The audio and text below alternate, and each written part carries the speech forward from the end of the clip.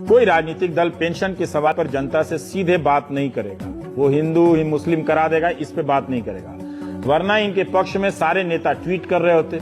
हमें इस बात की उत्सुकता थी कि कौन है जो दिल्ली में सरकारी कर्मचारियों को इतनी बड़ी संख्या में जुटा लेता है।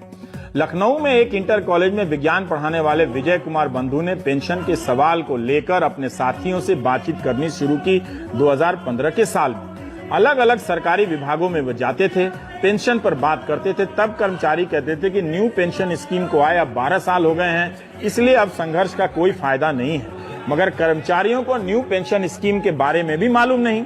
इसके बाद भी विजय कुमार बंधु और उनके कुछ साथी सरकारी कर्मचारियों से बात करते रहे। 2000 के बाद जो नौजवान नौकरी में आए, उन्होंने भी पेंशन के सवाल को तवज्जो नहीं दी, क्योंकि नई नौकरी से ही वो गदगद थे और दहेज भी मिल चुका था। मगर अब सबको समझ में आने लगा है। इसके बाद लखनऊ से निकलकर विजय कुमार बंधु एक जिले से दूसरे जिले पहुंचे और सरकारी कर्मचारियों से बात करने लगे।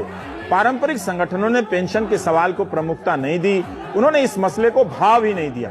विजय बंधु ने सोशल मीडिया का इस्तेमाल किया और दूसरे राज्यों के कर्मचारी तक इनकी बात पहुंची और ये अलग अलग राज्यों में दौरा करने लगे, बुलाए जाने लगे। उन राज्यों में भी पता चला कि पेंशन के सवाल को लेकर कई छोटे बड़े संगठन काम कर रहे हैं। इन सब को मिलाकर 2016 में हैदराबाद में पुरानी पेंशन बहाली राष्ट्रीय आंदोलन नाम से एक मंच बना। इसी की मेहनत का नतीजा था कि सोमवार को दिल्ली के रामलीला मैदान में इतनी बड़ी संख्या में पुरानी पेंशन की बहाली को लेकर कर्मचारी कई राज्यों से आए।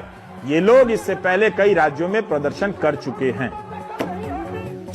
हाल ही में ग्रामीण बैंक के कर्मचारियों ने सुप्रीम कोर्ट से पेंशन के सवाल पर एक बड़ी लड़ाई जीती। ग्रामीण बैंक से रिटायर हुए कर्मचारियों को 2000 रुपए मासिक पेंशन मिलती थी। उनकी हालत बहुत खराब। आप सोचिए कि 2000 में ग्रामीण बैंक के कर्मचारी कैसे जीते होंगे। इन कर्मचारियों की कमर टूट गई, मनोबल टूट गया। 25 अप्रैल को सुप्रीम कोर्ट ने कहा कि 90 दिनों के अंदर सरकार और लीड बैंक, ग्रामीण बैंक का एक लीड बैंक होता है, इन्हें पेंशन देना शुरू करें।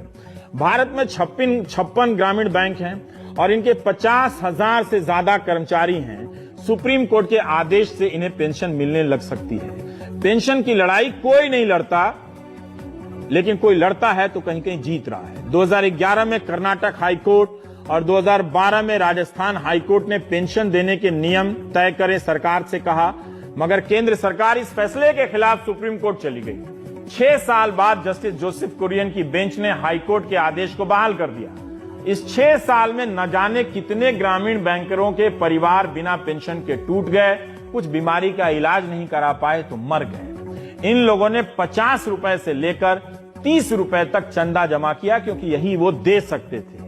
2004 से 2018 तक अपनी लड़ाई लड़ी। आप देखेंगे कि इन बुनियादी सवालों पर आपके संघर्ष में कोई साथ नहीं देता, न राजनीतिक दल, न मीडिया, जिसके लिए आप महीने का कितना पैसा खर्च करते आजकल जोड़ते भी नहीं। मीडिया को वाकई मसाला चाहिए, मुद्दा नहीं। न्यूज चैनल जब भी किसी मुद्दे को मनोरंजन में बदले, आप अपनी जेब की तरफ देखिएगा, अपने भविष्य की तरफ देखिएगा कि कहीं डाका तो नहीं पड़ने वाला है। बाकी आगे आप समझदार हैं।